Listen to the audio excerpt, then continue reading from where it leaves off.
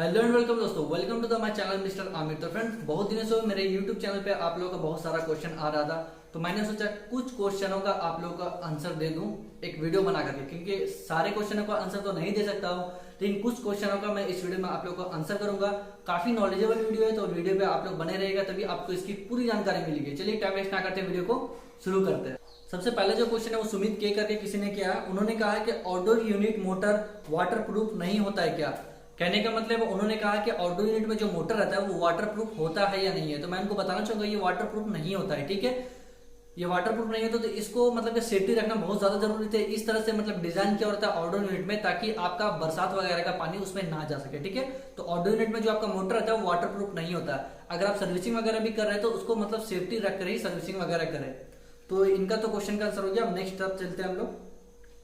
Next question जो जिन्होंने कहा उनका नाम है संजय खेरदिया। ठीक है, उन्होंने कहा है कि नीचे वाला कोयल ठंडा नहीं हो रहा है, कोई सोल्यूशन बताओ प्लीज।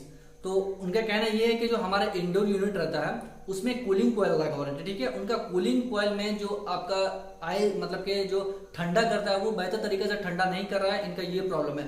इन्होंने कुछ दिन पहले ही इंस्टॉलेशन करवाया। इंस्टॉलेशन करवाने के बाद क्या हो रहा है कि इनका कूलिंग बेहतर तरीके से रूम में नहीं आ पा रहा है, और उनका जो कूलिंग कोयल रहता है उसे इन्होंने कोयल कहा है, कोयल में ठंडा बेहतर तरीके से नहीं हो पा रहा है। तो ये मैं उनको बताना चाहूंगा 3 कारण की वजह से ही ये इसमें बेहतर तरीके से ठंडा नहीं कर पाता है। सबसे पहले जो कारण है वो ये है कि अगर आप इंस्टॉलेशन करवाते हैं तो उसमें वैक्यूम कराना बहुत ज्यादा इंपॉर्टेंट होता है। अगर R32 गैस है या फिर R410 है, तो इनका मित्सुबिशी का एसी है, तो इनमें वैक्यूम कराना बहुत ज्यादा इंपॉर्टेंट है।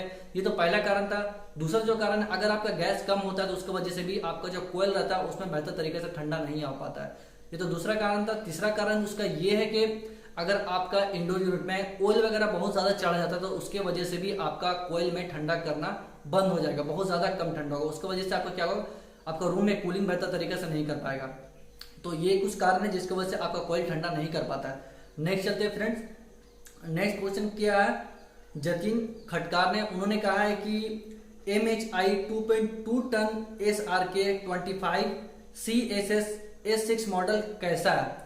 तो उनका कहने का मतलब ये जो मॉडल है ये किस टाइप का। तो मैं उनको बताना चाहूंगा मॉडल जितना भी रहता है एसी का सब मॉडल ही बेहतर रहता है। ठीक है, इन्होंने जो बताया मित्सुबिशी एसी के बारे में मॉडल के बारे में बताया था, लेकिन जो भी मॉडल आता है एसी का वो सभी बेहतर होता है, सभी अच्छा होता है। लेकिन प्रॉपर इंस्टॉलेशन होने अगर होता है आपका प्रॉपर इंस्टॉलेशन, तो आपका कूलिंग भी बेहतर तरीके से कर पाएगा रूम के साइज के हिसाब से। अगर आप एसी लगाते हो तो मॉडल डिपेंड नहीं करता है, डिपेंड ये करता है कि आप एसी किस तरह से लगा रहे हैं अपने घरों पे, किस तरह से आपका इंस्टॉलेशन हो रहा है। ठीक है, नेक्स्ट चलते हैं फ्रेंड्स।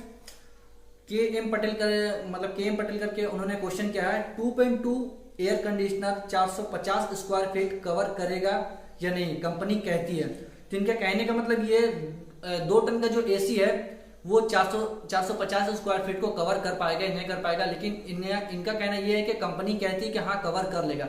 तो मैं उनको ये बताना चाहूंगा 2 टन का एसी 450 स्क्वायर फीट को कवर नहीं कर सकता। ठीक है, क्यों नहीं कर सकता, मैं आपको उसका कारण बता रहा हूँ। 1 टन का एसी 100 स्क्वायर फीट कवर करता है, 1.5 टन का एसी 150 स्क्वायर फीट कवर करता है, और 2 टन का एसी 200 स्क्वायर फीट कवर करता है। ठीक है, लेकिन अगर आप हेवी टाइप का एसी लगाते हो बहुत बेहतर तरीके का, ज्यादा कॉस्ट लगा रहे, जैसे और जनरल लगा लिए या मित्सुबिशी लगा लिए इलेक्ट्रिक, या मित्सुबिशी हेवी लगा लिए, तो उसमें ये होता है कि अगर आप 2 टन का एसी लगाते हो तो 200 स्क्वायर फीट नॉर्मल एसी आपका कवर करता है, लेकिन उसमें क्या होगा आपका 250 स्क्वायर फीट भी वो कवर कर लेगा। इस टाइप से वो एसी रहता है। ठीक है, अब बाकी नॉर्मल एसी का मैं बता नहीं सकता हूँ। नॉर्मल एसी आपका नॉर्मली कवर करेगा, जैसे 2 टन का एसी 200 स्क्वायर फीट ही कवर कर सकता है, उससे ज्यादा नहीं कर सकता। लेकिन आपका मित्सुबिशी ओरिजिनल एसी जो होता है वो 250 स्क्वायर फीट भी आपका कवर कर लेगा। तो उसके आगे हम लोग बढ़ते हैं फ्रेंड। इनका तो क्वेश्चन का आंसर हो गया। उसके बाद क्वेश्चन किया आशीष गेरा ने, उन्होंने क्वेश्चन किया कि hello sir, jet pressure pump कौन सा लेना चाहिए सर, और वीडियो बनाओ ना। तो उनको मैं बताना चाहूंगा अगर आप जेट प्रेशर मशीन आप लेना चाह रहे हो तो इसमें 2 बेहतर कंपनी आता है। सबसे पहले जो आता है वो स्टार क्यू कंपनी है, उससे भी आप सर्विसिंग वगैरह करोगे, कार वगैरह वॉश करोगे या फिर एसी वॉश करोगे तो बेहतर तरीके से आपका वॉश आ जाएगा, वॉश में मतलब काम आएगा। और सेकंड जो आपका एक और मशीन है वो है बी टाली, जो मैं भी यूज करता हूँ। ठीक है, उसको भी आप यूज करोगे तो बेहतर तरीके से आपका क्लीन होगा। आप एसी भी सर्विस कर सकते हो, बाइक भी सर्विस करते हो या फिर कार भी सर्विस कर सकते हो। ठीक है, तो नेक्स्ट क्वेश्चन की तरफ चलते हैं फ्रेंड्स।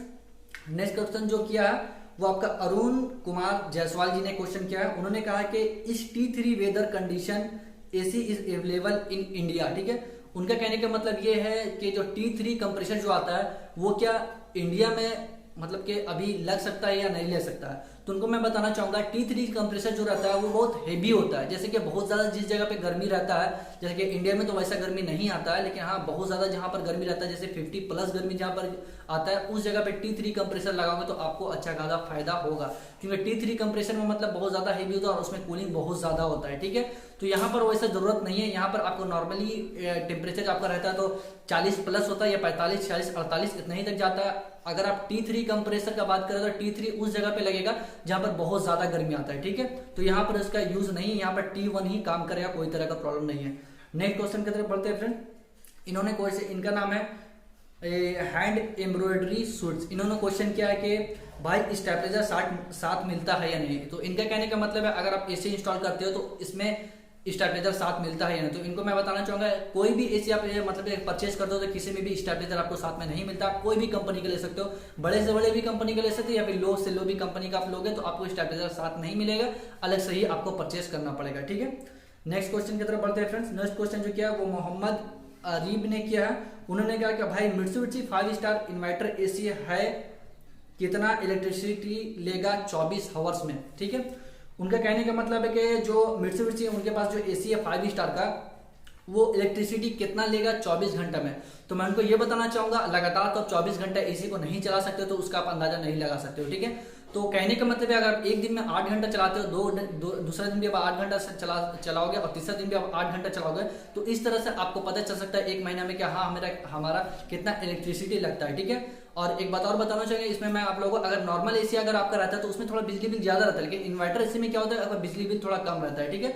तो इस तरह से आप समझ सकते हो, जिस तरह से मैंने बताया 8-8 घंटा करके हर दिन आप यूज करोगे तो उस हिसाब से कैलकुलेशन करके आप मंथली में निकाल सकते हो कि हाँ हमारा बिजली बिल कितना निकल पाएगा 24 घंटे में, ठीक है। तो नेक्स्ट क्वेश्चन की तरफ बढ़ते हैं फ्रेंड। नेक्स्ट क्वेश्चन जो किया वो कृष्णा पाड़ा पल ने किया। उन्होंने क्या किया भाई कोलकाता में जेट पंप कहाँ रिपेयर होता है, ठीक है। तो उनका कहने का मतलब है जो जेट पंप उनका है वो कोलकाता में कहाँ पर रिपेयर होता है। तो उनको मैं ये बताना चाहूंगा मैं कोलकाता में नहीं रहता हूँ, मैं झारखंड धनबाद में रहता हूँ, यहीं का रहने वाला हूँ, तो मुझे ये नहीं पता कि वहाँ पर जेट पंप कहाँ पर रिपेयर होता है। तो आप वहाँ पर पता कर सकते हो, एसी के जो टेक्नीशियन वगैरह है उनसे आप कॉल वगैरह करके फिर पता करके पूछ सकते हो कि हाँ कहाँ पर जेट पंप रिपेयर होता है। नेक्स्ट क्वेश्चन की तरफ चलते हैं फ्रेंड। नेक्स्ट क्वेश्चन जो कहा है कि मतलब कि किया है उनका नाम है स्मॉल VIRK। उन्होंने कहा कि ब्रदर आपके एसी का कंप्रेसर 3 मिनट बाद चलता है क्या या इमीडिएटली चल जाता है। तो उनको मैं बताना चाहूंगा जितने भी कंपनी का एसी आता है, स्प्लिट एसी या फिर विंडो एसी ले ले, तो उन सब का एक सिस्टम रहता है, ठीक है। 3 मिनट का 3 मिनट का होने के बाद ही आपका कंप्रेसर स्टार्ट होता है। बहुत किसी कंपनी में ये भी देखे गए, जैसे कि हम लोग सैमसंग का मान के लेकर चलते हैं। सैमसंग में क्या होता है कि आपका ब्लोअर जो चलता है, ब्लोअर अगर आप रिमोट से उस एसी को बंद कर दिए, रिमोट से एसी बंद करने के बाद क्या होगा जो ब्लोअर इंडोर यूनिट में रहता है वो बंद होने के बाद आप तुरंत फिर स्टार्ट करते हो एसी को, तो आपका कभी कभी क्या होता है कंप्रेसर तुरंत ले लेता है, ठीक है। तो किसी किसी कंपनी में ऐसा होता है कि हाँ हमारा कंप्रेसर तुरंत स्टार्ट रहता है, लेकिन सब कंपनी में ऐसा नहीं होता है। सब कंपनी में मतलब अलग अलग टाइमिंग लेता है, जैसे कि आपका मान चलता 3 मिनट जो मैंने बताया 3 मिनट ही हर कंपनी का लेता है। और आपका जो मैंने बताया कंप्रेसर के बारे में वो बस सैमसंग में ही कुछ कुछ कंपनी में लेता है कि ब्लोअर जैसे बंद होता है उससे ही आप एसी को स्टार्ट करते हैं तो आपका एसी स्टार्ट हो, आपका कंप्रेसर जो रहता है वो तुरंत स्टार्ट हो जाता है। तो यही कुछ क्वेश्चन को मुझे आंसर करना था फ्रेंड्स। उम्मीद करता हूँ आप लोगों को सारे क्वेश्चन को आंसर नहीं मिल पाया होगा, लेकिन कुछ कुछ क्वेश्चन को आपको आंसर मिल गया होगा, ठीक है। तो यही डिटेल के बारे में मुझे बताना था फ्रेंड्स। अगर वीडियो पसंद आया तो प्लीज चैनल को सब्सक्राइब कर दीजिएगा। आज के लिए इतना ही, मिलते हैं अगले वीडियो में, तब तक के लिए बाय फ्रेंड्स।